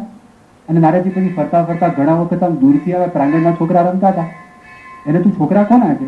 ભાઈના હશે કદાચ. ત્યાં જઈને પૂછ્યું, છોકરા કોના છે? એ કે મારા છોકરા. અને નારદજીનો પિત્તો ગયો, અને ભગવાન મારી સાથે રમત રમે. અને ભગવાને કીધું, મારા દીકરા તો આને 7 છોકરા દીકરા. ભગવાન ના પાડે છે, છોકરા બોકરા છે. ભગવાન પાસે જાય છે લડવા માટે. અને ભગવાનને કે તમે કેવા માણસ જૂઠું બોલો, 7 જન્મમાં દીકરા નથી, 7 છોકરાની પાસે છે. ભગવાન કે કોક વખત થાય આવું, પણ નારદજી મને અત્યારે પેટ બહુ દુખે છે, અત્યંત પેટ દુખે છે, કે કરવું શું, મારે કરવું શું, આની દવા શું, કે હું કોઈને બોલાવું? ભગવાન કે દવા છે, કોઈ મને એનું કાળજું આપે ને, એ કાળજું મને જો આપે ને, કાળજું જો અંગીકાર કરું તો મારું આ દર્દ મટે, બાકી મટે એવું નથી. અને નારદજી દોડ્યા શોધની અંદર. અને નારદજી દોડતા દોડતા પેલા મહાત્મા હતા, એને ખબર નહીં આ મહાત્મા છે. મહાત્મા પાસે આવ્યા કે શું છે? હું વૈકુંઠથી આવું છું, ભગવાનને પેટમાં દર્દ, ભગવાનને દર્દ થયું છે, એની દવા હું કઈ કરી શકું? કે આ દવા તું કરી શકે. કઈ દવા છે? ભગવાનને કાળજું જોઈએ છે. તું કે એમ મારું કાળજું લઈ લો. લો, નારદજીને કીધું, કાપી નાખ્યા. અને કાળજું લઈ લીધું. અને કાળજું લઈને ભગવાન પાસે પોતે આવે છે. અને ભગવાન પાસે આવે છે ને ભગવાન પાસે છે. ભગવાન તો સાજા થઈ ગયા, કશું હતું નહીં. ભગવાનને કે તમે કોઈક માણસને હું મારીને અહીંયા આગળ આવું છું, તમે સાજા થઈ ગયા કાળજું લીધા વગર. તે વખતે ભગવાન કે છે નારદ ને, નારદ કે જેને કાળજું આપતા આવડે ને એને દીકરા પણ આપતા આવડે. જેને કાળજું આપતા આવડે એને દીકરા પણ આપતા આવડે. નારદજી, તમારું કાળજું ક્યાં કીધું? મેં માગ્યું, તમે નતા, તમે ભગત નતા. આ આખો પ્રસંગ હરિનારાયણ સ્વામી પ્રમુખ સ્વામીને કહ્યું. આમાં ખરું શ્રુત ક્યાં આવ્યું? પ્રમુખ સ્વામી આ પ્રસંગ 50 વખત સાંભળેલો. સંતોની કથાની અંદર ક્યાંથી સાધુ થયા છે? સાધુ થયા ત્યારથી કથાની અંદર આ પ્રસંગ આવ્યો જ હોય, પણ પહેલી વખત સાંભળતા ને એવી રીતે સ્વામી સાંભળતા હતા. તો આપણે પણ ક્યારેક આવી રીતે સાંભળતા શીખીએ. એમ્પેથિક લિસનિંગ કહીએ એ પહેલો ભાગ છે. સીક ફર્સ્ટ ટુ અન્ડરસ્ટેન્ડ, એની વાત કરી, and then to be understood. એ કાલે થોડીક વાત કરશું. અને સિનર્જાઇઝ એ 6થો મુદ્દો છે, 6ઠ્ઠી હેબિટ, એ પણ આપણે કાલે લેશું. સહજાનંદ સ્વામી મહારાજની જય. ડોક્ટર પણ ત્યાં આગળ ઉપડી ગયેલા. અને ડોક્ટર હતા, પણ એ ડોક્ટર કયા હતા? પોતાના પર્સનલ ફિઝિશિયન નતા. પણ અમેરિકામાં કાયદો છે કે તમારા પર્સનલ ફિઝિશિયન 24 કલાક તમારી હાજરીની અંદર હોવા જોઈએ, તમારા ફોન કોલના રીચમાં હોવા જોઈએ. તમે એને ફોન કરો તો ડોક્ટર હાજર હોવો જ જોઈએ 24 કલાક. જો હાજર ન હોય તો એને દંડ થાય. ત્યાંની આખી જે રીત રસમ છે આ પ્રકારની છે. અને એ ડોક્ટર તમારો પર્સનલ ફિઝિશિયન હાજર ના હોય તો એની જગ્યાએ બીજાને મૂકીને ત્યાં આગળ જાય, પણ એમને એમ પોતે ગમે ત્યાં જઈ શકે નહીં. તો પર્સનલ ફિઝિશિયનની જગ્યાએ બીજા એક ડોક્ટરને ત્યાં આગળ મૂકીને ગયેલા. હવે ફૂટબોલની મેચ જોવા માટે ત્યાં પહોંચી ગયેલા કે હવે શું કરવું? એટલે એના જે ઇન્ફન્ટ બેબી હતી એના માતુશ્રી કરવું શું કે તમારે ફોન કરવો જ જોઈએ, કારણ કે તો બહુ સિવિયર કન્ડિશન થઈ ગઈ. એટલે સ્ટેડિયમમાં ફોન કર્યો. અને ફોન કરીને ડોક્ટર પાસે સેલફોન નહોતો પણ પેજર હતું. એટલે ત્યાં સ્ટેડિયમ વાળાને વાત કરી કે આ નંબર છે, તમે એને પેજ કરો. ડોક્ટરને પેજ કર્યા. પેજ કરીને ત્યાં આગળ બોલાવે છે. ડોક્ટરને જોયું અને એને અવાજ ઉપરથી ખબર પડી કે એનો ટોન એવો હતો જે વખતે ગેમમાં અમુક ક્રિટિકલ વસ્તુ આવે ને, ક્રિટિકલ છેલ્લી ઓવર હોય અને છેલ્લો બોલ હોય અને 6 મારવાની હોય, તો હવે એ દ્રશ્યમાં તમારે કોઈ વિક્ષેપ કરે તો માથું ફોડવાનું મન થાય કે નહીં? અને તમને એમાં રસ હોય તો? હા, તો ડોક્ટર છે, ખબર છે, ફરજ છે, શું થાય ત્યાં આગળ ચાલે જ નહીં. પણ એના ટોન ઉપરથી ખબર પડી કે ઉતાવળમાં બોલે છે. ને રસપ્રદ અત્યારે એક ભાગ છે ને એ ભાગમાં હું ડિસ્ટર્બ કરું છું. તો એની માં છે, એટલે આ સ્ટીફન કોવીની પત્ની, એ પત્નીના મનમાં એમ થયું કે હું આમ જલ્દી બતાવું કે શું છે. કે ભાઈ ઝાડા થાય છે, ઉલટી થાય છે મારી દીકરીને. સારું, તમારી ફાર્મસી કઈ છે? આ ફાર્મસી છે, હું ફાર્મસીને કોલ કરું છું, આ દવા છે, તમે ત્યાં આગળ જાઓ, તમને આ દવા પ્રાપ્ત થશે. એના ધણીને સ્ટીફન કોવી બાજુમાં ઉભા હતા. એ સ્ટીફન કોવીએ પૂછ્યું કે તમે આ બધી વાત કરી, પણ ઓલો ફૂટબોલની મેચમાં એ એકદમ આસક્ત થયેલો હતો, તને લાગે છે કે દવા બરોબર પ્રિસ્ક્રાઇબ કરી છે? તો કે કેમ, બરાબર છે, ડોક્ટર છે, પણ એને ખબર છે કે આ 2 મહિનાની છોકરી છે, ખબર છે? એ કે હા, ઇઝ પ્રીટી શ્યોર. કે તને બરોબર ખબર છે કે આ 2 મહિનાની છોકરી, ડોક્ટરને ખબર છે કે તને જો 100% ખબર હોય તો તું દવા આપજે. એ જયારે વાત કરી તો ગભરાઈ તો મારે શું કરવું છે? ફરી વખત ફોન કર, ફરી વખત પેજ કર, ફરી વખત પેજ કર. ત્યાં આગળ બોલી એની વાઈફ કે હું હવે ના કરું, તમે કરો. સ્ટીફન કોવી કે સારું, હું કરું. એટલે એને સીધો જ ફોન કર્યો અને ફરી વખત પેજ કરીને પેલાને બહાર બોલાવીને વાત કરી કે do you know that our daughter Jenny is only 2 months old? Oh no. કે મને ખબર નથી. કે સારું થયું તમે મને ફોન કર્યો. આઈ ચેન્જ ધ મેડિસિન. એ તાત્કાલિક મેડિસિન બદલાવી દીધી. હવે ઊંટ વૈદું થાત કે ન થાત? એડલ્ટની દવા ઘૂસી જાત પેલીને ધામમાં પહોંચી જાય. એટલે પહેલા ડાયોગ્નોસિસ બરોબર થવું જોઈએ. ડોક્ટર પણ પોતાના પેશન્ટને વ્યવસ્થિતપણે તપાસે. પેટમાં દુખતું હોય, સિમ્પ્ટોમેટિક રિલીફ માટે આપણે નાખી દવા અંદર, કઈ એન્ટાસિડ ડાઇજીન નાખી દીધી. એટલે હજી દુખાવો મળતો નથી, હવે કઈ નાખી? બેરલગન નાખી. પણ હજી દુખાવો મળતો નથી. કરવું શું? કારણ કે ભાઈ આ દુખાવો જુદી પ્રકારનો છે, આ પથરીનો દુખાવો છે. તે એના માટે બીજું કરવું પડે, કાં તો ઓપરેશન કરવું પડે, એના માટે વ્યવસ્થા બીજી કરવી પડે. એટલે first diagnose and then prescribe. પહેલા આપણે જાણવું પડે. તો આ અલગ અલગ ક્ષેત્રની હું તમને વાત કરતો હતો. એન્જિનિયર જુઓ શું કરે, પુલ બાંધતા પહેલા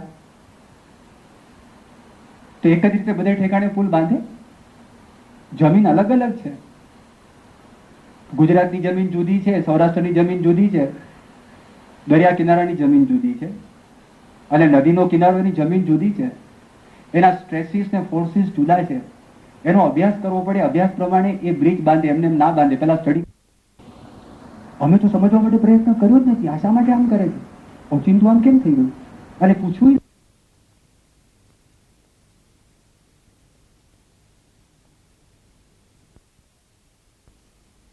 તો યમુના છે, નિઝામુદ્દીન બ્રિજ નીચેથી પસાર થાય છે.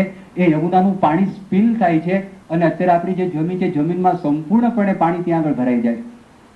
હવે એવા સ્થાનની અંદર તમે અક્ષરધામ જેવું સ્મારક જયારે બનાવવાની તૈયારી કરો, અને યોગીજી મહારાજનો એવો સંકલ્પ હતો કે યમુનાના કાંઠા ઉપર તમે આ બનાવો, એવી એમની ઈચ્છા હતી. હવે ત્યાં જ પછી પ્રમુખ સ્વામી મહારાજની પણ સંકલ્પ, એમની ઈચ્છા થઈ કે યોગીજી મહારાજની આ ઈચ્છા હતી માટે ત્યાં જ કરું. ચલો વાંધો નહીં, એક નક્કી તો થયું, ત્યાં કરું. એ સિવાય આપણને ઘણી બધી જમીન મળતી હતી અને સરકારે પણ વાત કરી. એમણે કહ્યું તમે ગુડગાંવ બાજુ જાઓ, ફરીદાબાદ બાજુ જાઓ, હરિયાણા બાજુ જાઓ, યુપી બાજુ જાઓ, તમને 100 એકર જમીન આપીએ. પ્રમુખ સ્વામી ના પાડી કે યોગીજી મહારાજનો સંકલ્પ ત્યાં આગળ નથી. યોગીજી મહારાજનો સંકલ્પ યમુનાના કાંઠામાં જ કરવાનો સંકલ્પ છે, માટે આપણે ત્યાં જ કરવું જોઈએ. અને બધા જ વિઘ્ન ભગવાનની દયાથી ટળી જશે. ભગવાનની દયાથી વિઘ્ન ટળ્યા. ભગવાન સ્વામિનારાયણ શ્રીજી મહારાજની દયાથી વિઘ્ન ટળી ગયા. ત્યાં આપણે જમીન મળી, પણ ત્યાં આગળ તમારે સોઇલ એનાલિસિસ કરવું પડે ને. અને સોઇલ એનાલિસિસ વગર તમે એમને ત્યાં આગળ ઠપકારો કેમ ચાલે? અને રેતી જુદા પ્રકારની રેતી છે, એકદમ સોફ્ટ રેતી છે.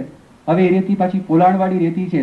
એ રેતીને તમે જયારે આવું સ્મારક બનાવતા હો, અને એ સ્મારકનું જયારે ફાઉન્ડેશન કરવું હોય, તો બધા એક્સપર્ટ છે ને કેટલો બધો અભ્યાસ કર્યો.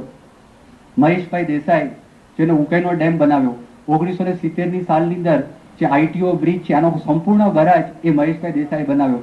અહીંયા ભાવનગરમાં જે ધરતીકંપ થતા હતા, અને વારે વારે તમે પેપરમાં જેનું નામ વાંચતા હતા અને સાંભળતા, આ સુરતના વ્યક્તિ નિષ્ણાત મહેશભાઈ દેસાઈ. અને જેણે ભુજની અંદર સ્પેશિયલ સરકારની સામે પડીને રેલવેનો વિચાર કર્યો કે તમે આમ બાંધશો, તમારે 100 કિલોમીટર બચી જશે, કારણ કે સોઇલ આમ જ કે છે. મધ્યપ્રદેશની અંદર પણ બંધ એમને બાંધ્યો. ભગવાનની દયાથી, કૃપાથી સામેથી આપણને આવીને મળ્યા, કારણ કે સુરતમાં પણ આપણે મંદિર બનાવેલું એમની પાસે આપણે ગયા હતા. હું તમને વાત એ કરતો તો બહુ મહત્વની વાત છે. આ બહારના દ્રષ્ટાંતો આપ્યા, પણ માનવના સંબંધો છે ને, એ માનવના સંબંધો એના કરતા પણ ડેલિકેટ છે, ડેમ બાંધવા કરતા પણ કઠણ છે. એક વ્યક્તિને તમે પ્રેમ આપી શકો, એ કેવું છે? ટોલ્સ્ટોય પોતે વાત કરે છે. ટોલ્સ્ટોયે વર્ણન કર્યું, to say that you can love an individual throughout your whole life is like saying that one candle will continue to burn as long as you live. તો ફરી વખત ટોલ્સ્ટોય એવું કહે છે, તમે એમ કહી શકતા હો કે કોઈક વ્યક્તિને હું આખી જિંદગી સુધી ચાહી શકું, કોના જેવું છે? એક મીણબત્તી જો આખી જિંદગી સુધી બળી શકતી હોય તો તમે એક મિત્રને કાયમ માટે ચાહી શકો. તો એ કઠણ કામ છે, એ ડેમ કરતા કઠણ છે, ડોક્ટરના ડાયગ્નોસિસ કરતા કઠણ છે, ટીચર વિદ્યાર્થી માટે જોવે છે એના કરતા પણ કઠણ છે, વકીલ અસીલ સાથે કામ કરે છે, એ જીવનનો એક ભાગ છે. પણ કુટુંબ કાયમ માટે રહે છે, કુટુંબ સાથે રહે છે, મિત્રો પણ કાયમ માટે રહે છે. તો હું તમને જે વાત કરતો તો આ કેટલું, એની અંદર પણ કેટલું ધ્યાન રાખવું પડે છે, તો આમાં ધ્યાન ના રાખવું પડે? કેટલું ધ્યાન? સૌ પ્રથમ તો એનાલિસિસ કર્યો, વ્યક્તિને બોલાવ્યા, સ્ટ્રક્ચરલ એન્જિનિયર સાથે કમ્બાઈન થયા, કપલ થયા, તે વેડેડ, તે મેરિડ, એ લોકો સાથે રહ્યા અને સાથે રહી અને આજે કામની શરૂઆત કરી. કામની શરૂઆતમાં વાત કરી કે ત્યાં તમે ખોદો, અહીં તમે ખોદો 300 ફૂટ સુધી પાણી ના આવે, ત્યાં 15 ફૂટે પાણી. હવે તમે બાંધો કેવી રીતે? એણે કીધું 14.5 ફૂટ સુધી આપણે જઈએ અને એ ગયા પછી 300 ફૂટ બાય 300 ફૂટનો આખો મોટો એરિયા, એ સંપૂર્ણ એરિયાને એસ્કવેટ કર્યો. એટલે સોઇલને તમે એનરીચ કરો, નવું ત્યાં આગળ કલ્ટિવેટેડ સોઇલ તમે એની જગ્યાએ નાખો છો. આ કામ કરવાનું એને સૂચન આપ્યું. તો બહારનું સોઇલ ત્યાં આગળ કલ્ટિવેટેડ સોઇલ આપણે એમાં નાખીએ, મોટા પથરા, પછી નાના પથરા, પછી મોરમ, પછી જીઓ નેટ, પછી જીઓ ફેબ્રિક, એ આવે અને રોલરથી એ દબાય સંપૂર્ણપણે અને ફરી વખત પાછું એ થર થાય અને એ થર થયા પછી ત્રીજા થરમાં 5 ફૂટનું સળંગ પીસીસી, પ્યોર સિમેન્ટ કોન્ક્રીટ. કારણ કે આ સ્મારક આપણે ટ્રેડિશનલ વેની અંદર બનાવીએ છીએ કે જેમાં કોઈ પણ લોખંડનો આપણે ઉપયોગ કરતા નથી, કોઈ સ્ટીલનો ઉપયોગ કરતા નથી. પરદેશમાં તો લોકોને કલ્પના જ નથી. જે વખતે લંડનનું મંદિર બન્યું, કાઉન્સિલ વાળાએ આપણને નામંજૂરી આપી કે તમે કોઈ સંજોગોની અંદર સ્ટીલ વાપર્યા છે મંદિર ના કરી શકો. કે કેમ નહીં? કે યુ કેનોટ બિલ્ડ. કેવી રીતે બનાવી શકો? કે ભાઈ સાહેબ તમે આવો દેશની અંદર, 1000 વર્ષથી અમારા મંદિરો ઉભા છે અને મંદિર જોયું, મોઢેરાનું મંદિર 1000 વર્ષથી, બીજા મંદિર જો મારા 1000 વર્ષથી કોઈ સ્ટીલનો ઉપયોગ સિવાય અક્ષરધામ જોયું. એને પછી કન્વિન્સ થયું વાત સાચી છે, તમે ત્યાં આગળ કરો.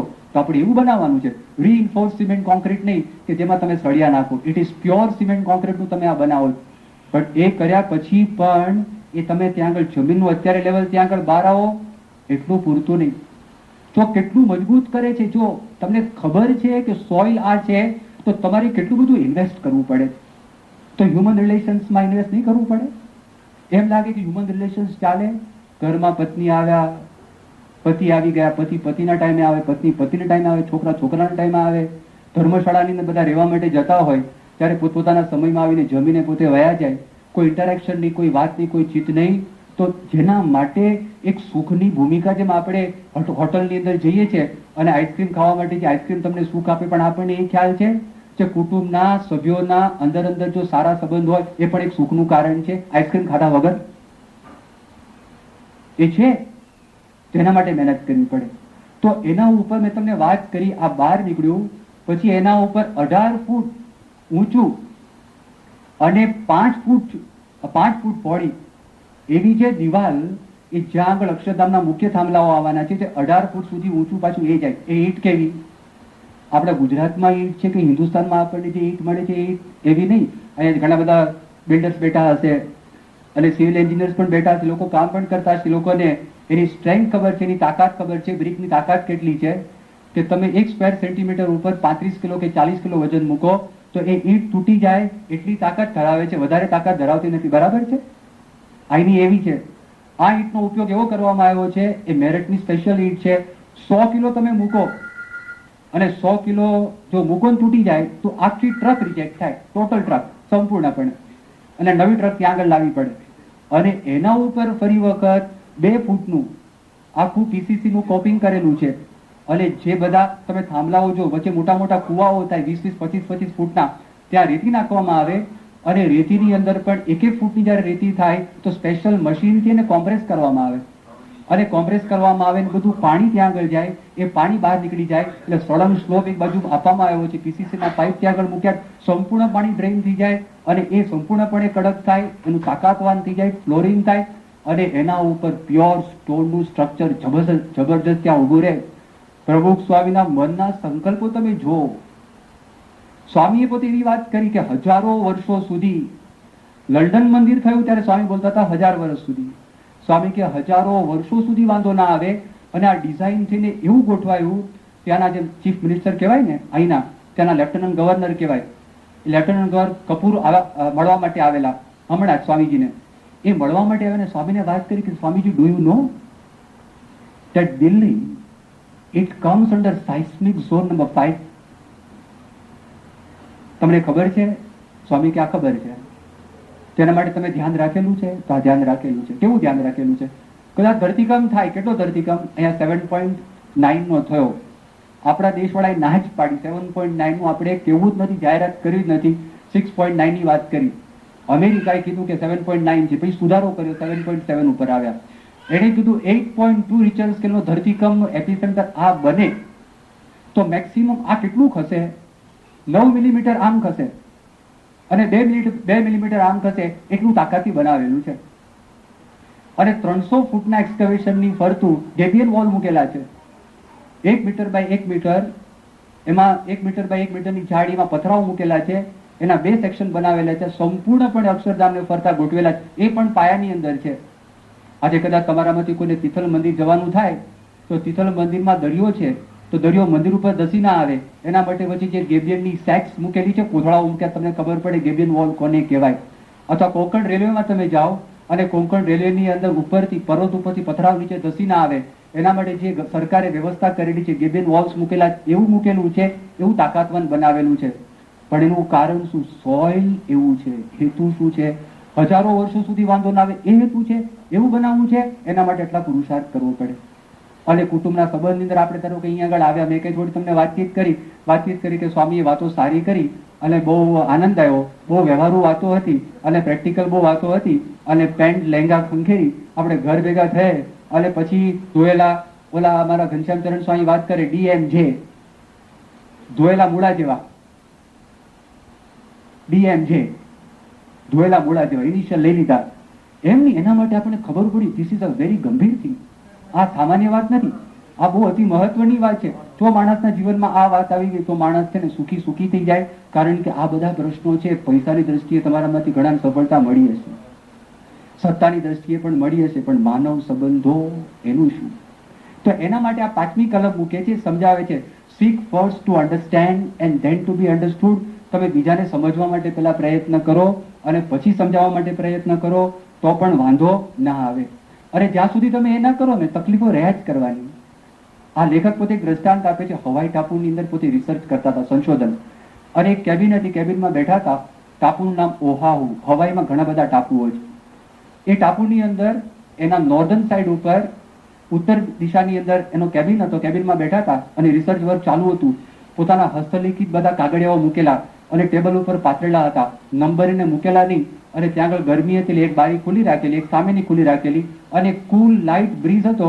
પવન મંદ પવન વાઈ રહ્યો હતો, એટલે એને થોડુંક ઠંડક લાગે અંદર, એના માટે ખુલ્લી રાખેલી. થોડીક વારમાં બ્રીઝ પિક્ડ અપ, વધારે ફોર્સફુલ થઈ ગયો. પવન છે, પવનમાં જોર વધી ગયું. એ જોર વધ્યું અને ઓચિંતું એને ખબર પડે, પેલા બધા પાનાઓ છે ને ઉડવા માંડ્યા. હવે જે માણસ સંશોધન કરતો એને ખબર પડે, જે ચિત્રકાર હોય ને પછી બીજો આવીને ગુદો મારે, એ ખાલી આંગળી કરે ને એનું મગજ જાય. બોલો બિચારો 6 મહિનાથી મહેનત કરતો ને કાગળિયા ઉડવા માંડે અને પછી ગોઠવણી કરવાની, તો આ કાગળિયું પકડી બીજું ઉડે, ત્રીજું ઉડે, ચોથું ઉડે, દોડધામ કરી મૂકી. પછી એને વિચાર થયો કે આનું કારણ શું છે? પવન છે, એક બારી બંધ કરી દઉં તો. એ કરતો તો શું? એ મૂળમાં જતો નહોતો. તો ઘણી વખત હ્યુમન ઇનર્શિયાને લીધે માણસને છે ને આમ એ જલ્દી ફેરફાર કરતો જ નથી. એને ખબર હોય ને તોય કરતો નથી. અમારે એવું થાય છે. અમારે સંતોનો ઉતારો છે, સંતોના ધોતિયા ઉપર સુકવીએ છે. તે ધોતિયા સુકવે છે, અગાસીમાંથી કબૂતરા ત્યાં આવે, તે ધોતિયા ઉપર બેસે ને ચરકે ને રોજ બગાડે, રોજ અમે સાફ કરીએ. અને પછી ત્યાં આગળ વરસાદની સિઝન હોય તો 2 તાર હોય તો 2 તાર ઉપર મૂકે, જેને કરીને ધોતિયા સુકાઈ જાય ત્યાં આગળ. હવે એ બી જગ્યા બચે ને એમાં ઈંડા મૂકે કબૂતરું ઉપર, અને કોક વખત ત્યાં જગ્યા એમાં ઈંડા મૂકે, એમાં બચ્ચા થાય, બિલાડી આવે, બિલાડી ખાઈ જાય ને. એટલે આ બધી ધમાલ થતી હતી. હવે કેટલો વખત થયો આ સંત આશ્રમ થયો છે, 4-5 વર્ષ થયા છે. એનો ઉપાય શું હતો? એક જાળી જ મૂકવાની હતી. પણ મેં મારી જાતે કબૂતરાને ઘણી વખત ઉડાડ્યા. હું જયારે ધોતી સુકાવા જાઉં કબૂતરાને ઉડાડું. એ જઈને અગાસીમાં બેસે, એટલે અગાસીમાં જાઉં તો ત્યાંથી ઉડાડું, તો મંદિરના અગાસીમાં આવીને બેસે. પછી હું 5 મિનિટ રાહ જોઉં, પછી કબૂતરું 5 મિનિટમાં પાછું આવે. ધોતિયું પહેરીને હું હાથ ધોઈને પાછું આવું અંદર તો પાછું આવી ગયું હતું. તો મેં સમય બરબાદ કર્યો, પરમ પુરુષ સ્વામી સમય બરબાદ કર્યો, બીજા સંતોએ કર્યું હશે. પછી તો ભાઈ સાહેબ એક કામ કરો ને ઝાડી મૂકી દો ને બધું કામ પતે. તો મૂળમાં જવું પડે. અને જો મૂળમાં આપણે જઈએ તો આપણને કોઈ પ્રકારનો વાંધો આવતો નથી. હવે આપણે કુટુંબની વાતો કરીએ કે કુટુંબની અંદર પણ તમે વિચાર કરો. એક બહુ સરસ વાક્ય એણે લખેલું છે, બહુ ફાઇન વાક્ય છે. એણે કહ્યું કે at the heart of family pain is misunderstanding. At the heart of family pain is misunderstanding. કૌટુંબિક બધી સમસ્યાના મૂળની અંદર શું છે? અણસમજણ, ગેરસમજણ. આ એના મૂળની અંદર છે. જો ગેરસમજણ દૂર થઈ જાય તો કુટુંબના સભ્યોની અંદર સંબંધ સારા બંધાય. ફરી વખત આ વાક્ય બહુ મહત્વનું વાક્ય છે, એ તમે ધ્યાનથી સાંભળજો. એ શું કે છે? At the heart of family pain is misunderstanding. કુટુંબની અંદર જે કંઈ આપણને તકલીફો થાય છે એના મૂળની અંદર શું છે? ગેરસમજણ છે, અણસમજૂતી છે. કેવી રીતે છે? હું તમને બાળકનું પણ દ્રષ્ટાંત આપીશ, ટીનેજર્સ છે, કિશોરોનું પણ દ્રષ્ટાંત આપીશ, મોટી વ્યક્તિઓનો પણ તમને દ્રષ્ટાંત આપીશ કે જેને કરીને તમને ખબર પડે કે આવા પ્રસંગ, ભલે આવો નવો પ્રસંગ ના બન્યો હોય, પણ આપણા જીવનમાં કેટલા પ્રસંગો એવા બની ગયા હોય કે જેને કરીને તમારા જીવનની અંદર કંઈક હોલ્ટ થાય. તમને મનમાં એમ થાય કે હું કંઈક વાત કરતા પહેલા વિચાર તો કરું, એવું મનમાં થાય. એક 3 વર્ષના બાળકની વાત કરી. એક નાનો બાળક હતો અને બાળકને બાપુજી કે don't go around the corner. Corner એટલે ખૂણો. અને ખૂણો અને એના ઘણા બધા અર્થ થાય. દૂરની જગ્યા હોય, એકાંત સ્થળ, એને પણ કોર્નર કહેવામાં આવે. Don't go around the corner એટલે બાળક જાય, એના બાપ એને દંડ દે. એને કીધું મેં તને ના પાડીને don't go around the corner કેમ ગયો? બોલો જોઈ રહે. તો પહેલી વખત તો બાપુજી ગુસ્સે થયા, કઈ બોલ્યા નહીં, છોકરો આમ જોઈ જ રહ્યો. બીજો દિવસ તો ફરી વખત ગયો, એના બાપે ફરી વખત દંડ કર્યો. તે અઠવાડિયું સુધી આ ચાલ્યું. અને એક વખત એના બાપને ગુસ્સો લાફો માર્યો કે આઈ told you don't go around the corner. મેં તને વાત તો કરી કે ના જા ત્યાં આગળ. બોલો બિચારાના આંખની અંદર પાણી. અને એ બાળક એના બાપની આંખમાં આંખ પુરવીને કે છે, ડેડી કે what is the meaning of corner? ખ્યાલ આવે છે? એનો બાપ જીક જીક કરતો હતો કે ત્યાં નહીં જવું. કોઈને ખબર જ નથી કોર્નર એટલે શું. કોર્નર એટલે શું ખબર જ નથી.